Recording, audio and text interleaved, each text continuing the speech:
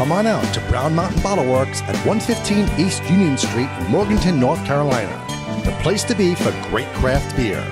Browse their shelves filled with hundreds of craft beer selections. Relax and enjoy one of their 8 draft taps. Show your love for the store with their logoed t-shirts, hats, and glassware. Want to see what they have in stock 24 hours a day? Check out their website at www.brownmountainbottleworks.com. We'll see you there.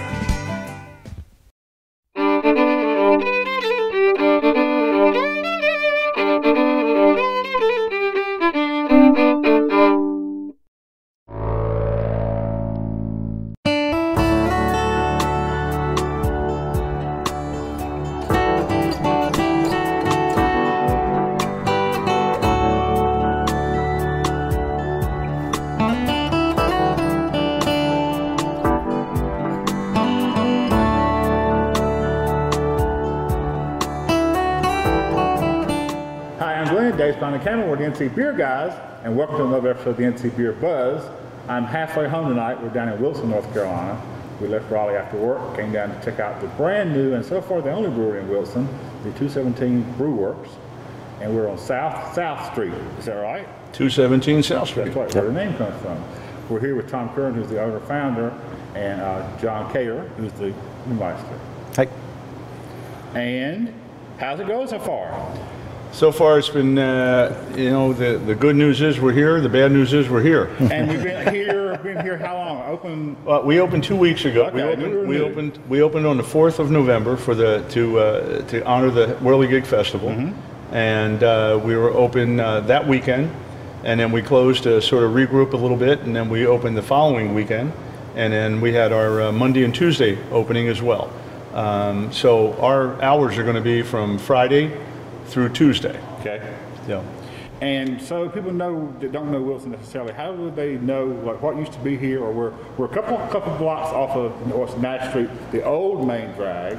But if you're coming in from I-95 or the bypass now, 264. Well, if you're coming in on 264, you're coming in off of Raleigh Road. Okay. And Raleigh Road will take you right down into historic downtown. And then you make a left-hand turn on Goldsboro. And you're like south of downtown. South of downtown. Well, we are, downtown. You're downtown, right. But we are actually in the historic downtown district. Okay. Right. We are the furthest part of the boundary for historic downtown. We are on the corner of where a lot of the old tobacco warehouses were. Now that presents lots of challenges, but also a great opportunity, being in the historic district. Yeah. That was by choice. You located here. Yeah. Well, tell us the story of how you came to be on this property. On this property, the way that we came about, my wife and I own the entire block here from corner to corner.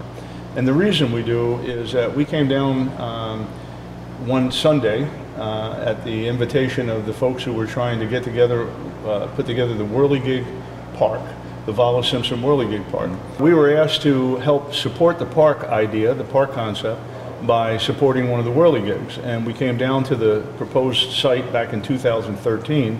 And, you know, I looked at it as a business person and I said, oh yeah, I know Vollis, I know his work. I think this will be a really great, restore it, put it in this park.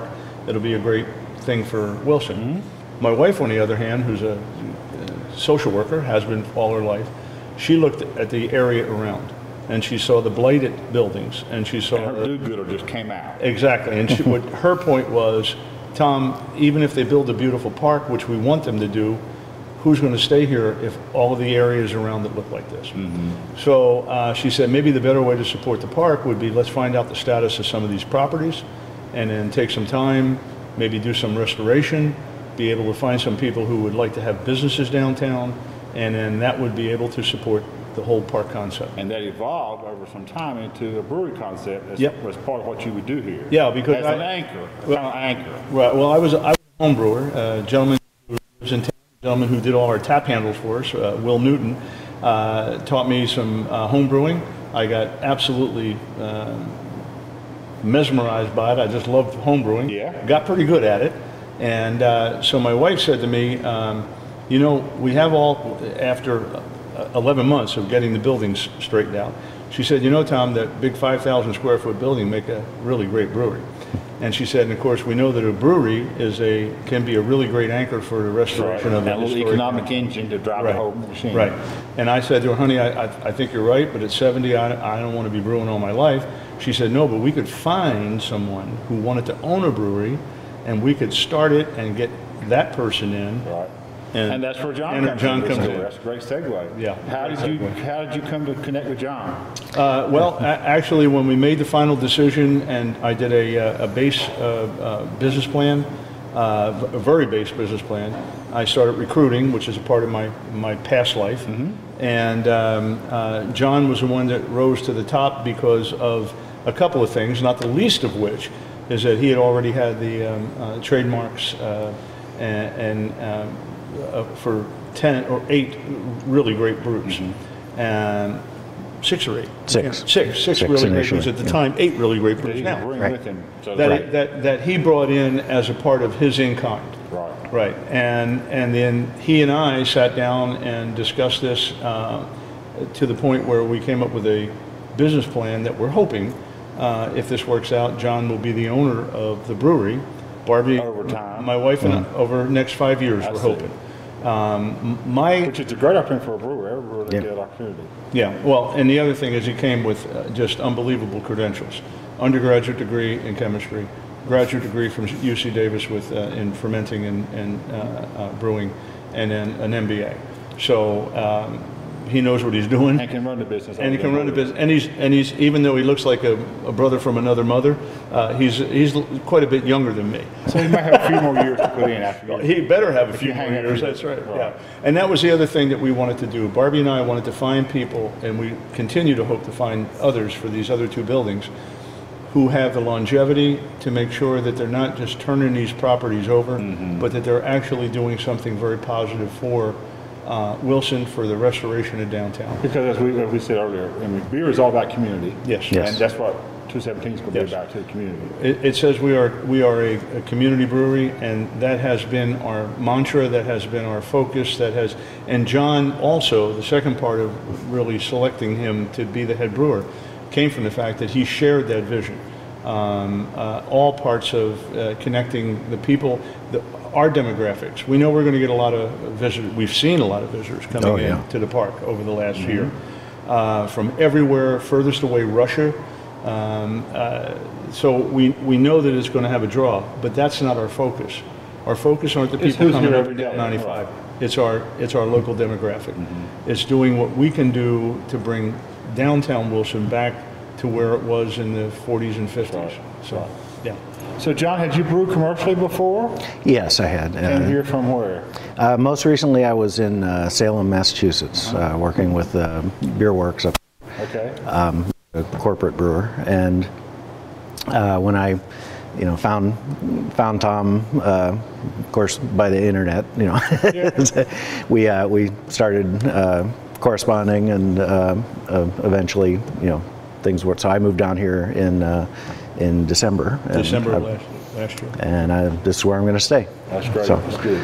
So have you got a beer style preference? Are we going? 217 beer is going to be something that we always recognize as 217 beer?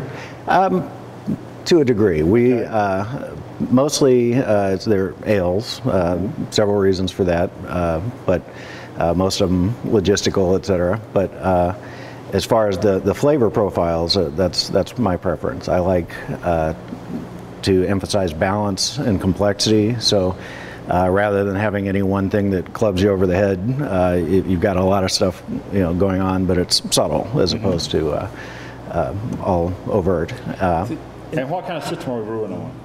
It's an ABS system, Atlantic Brew Supply, 10-barrel system. We've got four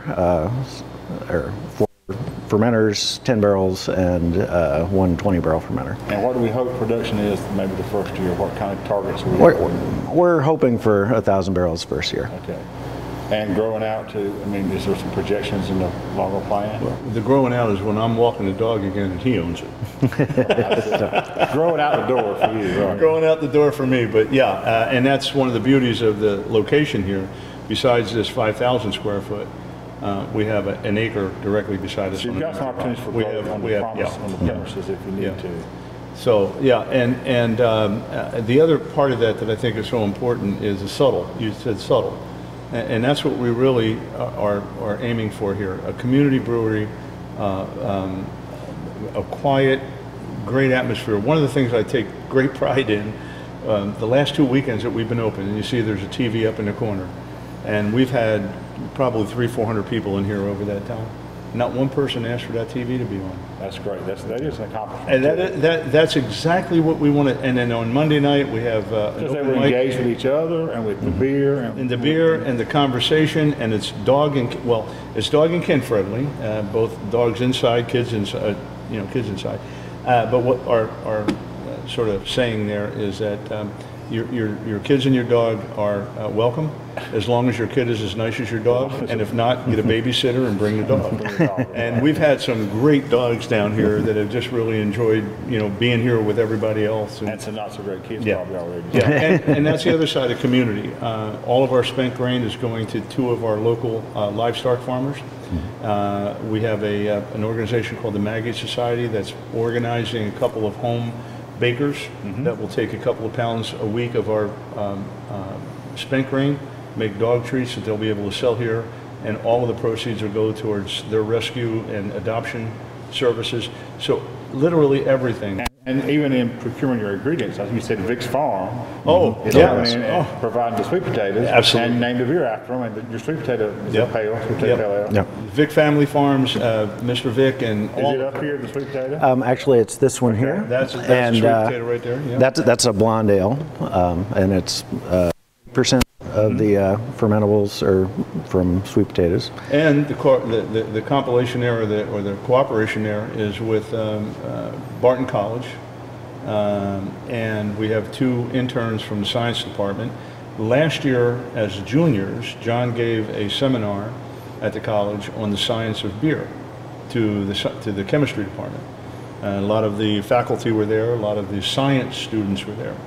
As a result of that, there were a couple of them that saw the potential of now a career based on their background. We have 2 young ladies who are interns with us out of Barton. And the sweet potatoes, I mean, obviously we're not a restaurant, so we don't have food processing machines and everything else. So Barton College has been kind enough, and Tony Tilley out of the food services department of the college has been kind enough to process all of our sweet potatoes for us. To give them to where you can use them for the beer. Yeah, when you have to steam 100 pounds at a time, it's kind of over our head. But so right now we are only draft, I assume. Right. Packaging soon, is that in plans, or we're going to hold off? Eventually, but right now we're going to start with draft. And only here, or some local accounts? There will be local. We'll be self-distributing. Yeah, actually, you can get our Vic's Choice at the beer store. Okay. Yeah, Kevin was the first person. That was our first outside sale. Yeah, and that's the other thing too. Our hours are designed to be connected to or to support Kevin's efforts. Because the bottle shop here in Wilson is the beer store, and it's just right around the corner, and it's the only bottle shop here. About a block away, and he's closed on Monday and Tuesday. So we said, well, we'll be open Monday. We'll compliment you. Right. We'll be open Monday and Tuesday. Because again, we're all in this together. Absolutely, it is simply and solely for the support of and cause of craft beer, craft beverages, because John also makes an amazing craft soda. And you're going to do that here too? It's here. It's already on tap. I didn't know to ask. Okay. Yeah, it was a big seller last night at a private party. Yep. We'd love to sell the beer, but the craft soda was going like crazy. Yeah, well, they'll buy it, they'll buy it. It's good. Let them have it. Yeah. That's great. Yeah. So before we close out on the profiles, let's talk about some of the beers that are available now. Okay. Like, what's the main thing that's selling, and what are people really being attracted to? The really nice part is that they're selling pretty equally. That's nice for the brewer. Yeah, there's not one that's really a standout as far as that goes. I think the one that we're probably selling the most of is our red, the Meaning of Life. Meaning of Life, Vic's Choice. Vic's Choice. Meaning of Life, Vic's Choice, and Chip in a Bottle. And Queen's Parlor. They're all pretty. Too. Yeah, the Queen's Parlor sells very, very well. Yeah. The other ones that we had 5-gallon batches of, because we did them as a small batch. because our system will be up and running, we hope, this weekend. Right. And we'll be doing the 310 gallons at a time then. So we've only done small batches so far. We did some 3-barrel batches at Raleigh. ABS, Atlantic Brew Supply, was kind enough to, because of a little hiccup that we have with our equipment, the delivery, they were kind enough to let John go up and brew on their system. Okay.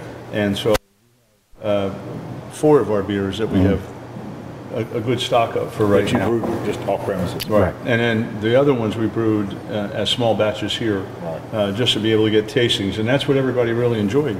We kept running out of flight glasses, which again I could have. I kept telling him, "Thank you very much for making me get a glass cleaner." Right. Well, and in a new market, you still have some education to do to bring some people along. Yes. So you will have some people that don't really know craft beer. So they're not only about figuring out their own preferences, Right. but also decide which one of yours they prefer. And so far, the community has definitely embraced us, and we know that some of that is just curiosity. Well, that'll happen. Okay, and we understand that.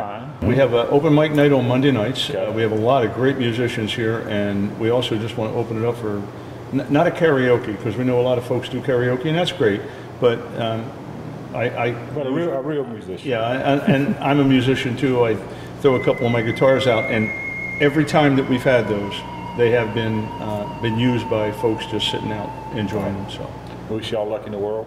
thank you very Thanks for much. having us down. Oh, you kidding? Absolutely. Thank you for helping us.